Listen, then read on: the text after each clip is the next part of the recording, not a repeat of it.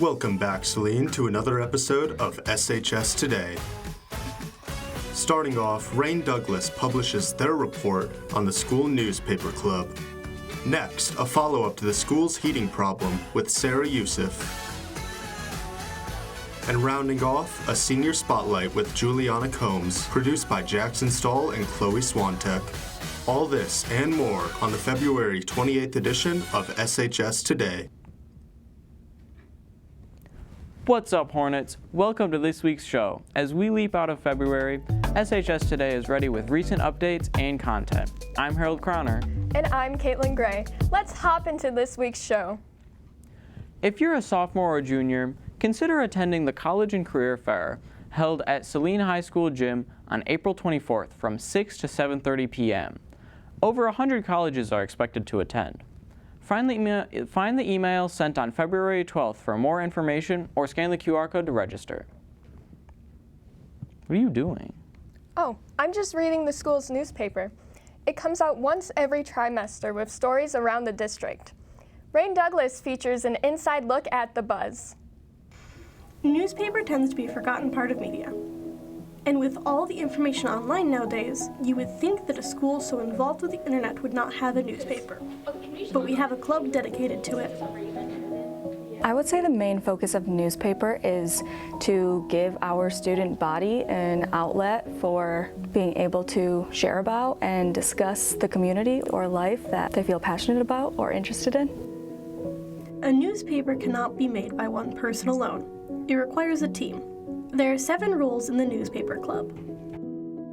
Currently, my role in the newspaper club is the graphics manager and layout consultant. So currently, with those 2 positions, I've created this year's logo and many different graphics. Like other clubs, you would email the advisor or editor-in-chief and join in with the meetings. I think it's great if you are interested in journalism at all. I also think it's just a great way to connect to the community, get your voice out there. Though newspapers tend to be a forgotten part of media, it is an important part of news and information. I'm Rain Douglas, now back to the studio. The Buzz aims to release their next product by the beginning of the 3rd trimester. If you want one, club members will be handing out newspapers on the published date during all lunches. If you're interested in being part of the Buzz, they meet every other Monday at 7:15 in Miss Willette's room at C141. The next meeting is March 11th if you want to stop by. Speaking of the 3rd trimester, it's time for students to begin preparing for their upcoming exams. Along with the half-day exams shown on screen, Celine will have a full-day exam scheduled on March 6th. We wish you luck, Hornets.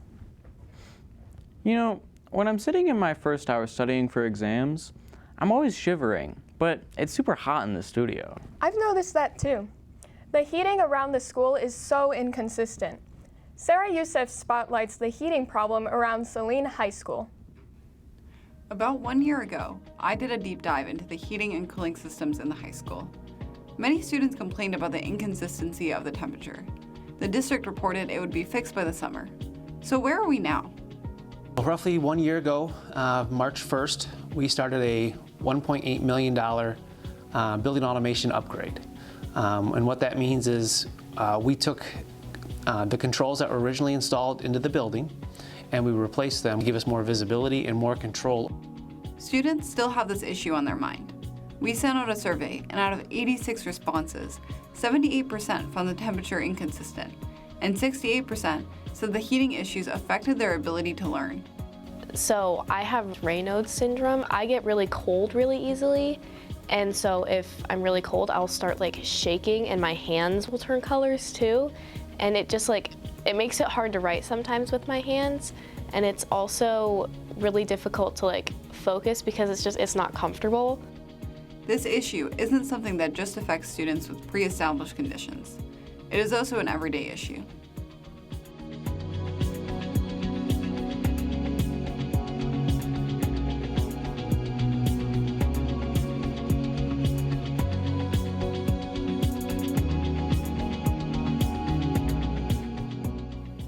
With this being a persistent problem, It begs the question of how is this going to be solved, and when will this no longer be a problem that affects students' learning?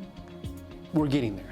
There's over 250 homes in this building at 500,000 square feet. My goal would be to have it by spring break. So April 1st would be a great goal to have everything, all spaces, visibility, graphics, everything up and running. Renovations and updates are in progress to hopefully ensure a better learning environment for students and staff in the future. Reporting for SHS Today, I'm Sarah Youssef. Back to you in the studio.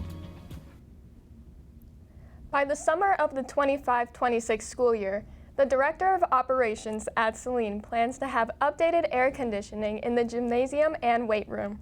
We're looking forward to seeing how this pans out. Hopefully this won't be a reoccurring news story.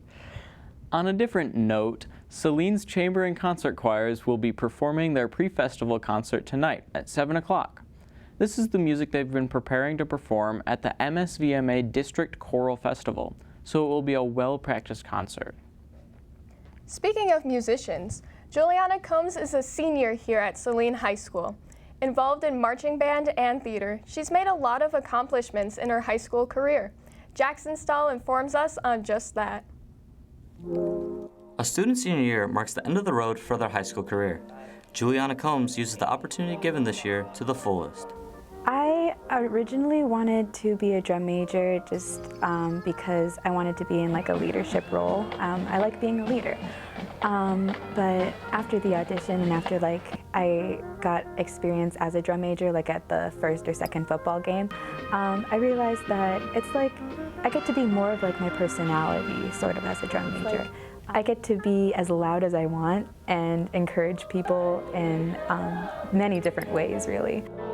With being one of the drum majors for Saline High School's marching band, it must be hard to juggle being a lead role in the production and going to practice and football games. I'm so lucky that I have like such understanding teachers and directors, basically, because that's really the only way I'm able to like juggle both acting and my role as a drum major. Juliana is talented in multiple different interests, but she wasn't always where she is now, of course. Everyone starts from somewhere. So she went from being, kind of a quiet member of the group to being one of its leaders and someone who's willing to take risks, take chances, and who's makes every moment, even a small character on stage memorable, which is not something that everybody is able to do. Juliana's personal growth has been remarkable. It is undeniable the impact she has made to the people around her and to our school, too. We are looking forward to what comes next for Juliana. Reporting for SHS Today, I'm Jackson Stahl. Back to you in the studio. If you're interested in seeing Juliana perform, she will be in our musical, Beauty and the Beast, which premieres on March 15th at 7 p.m. Well, that's a wrap, Hornets. We hope you enjoyed the show as there's more to come. I'm Katelyn Gray. And I'm Harold Crowner. Be sure to follow @SalineVideo on Instagram and YouTube for show updates and behind-the-scenes content. Catch our next show for a behind-the-curtain look at Saline's upcoming musical, a dive into the polar plunge, and a conversation with retiring teachers. Have a great leap day, Hornets!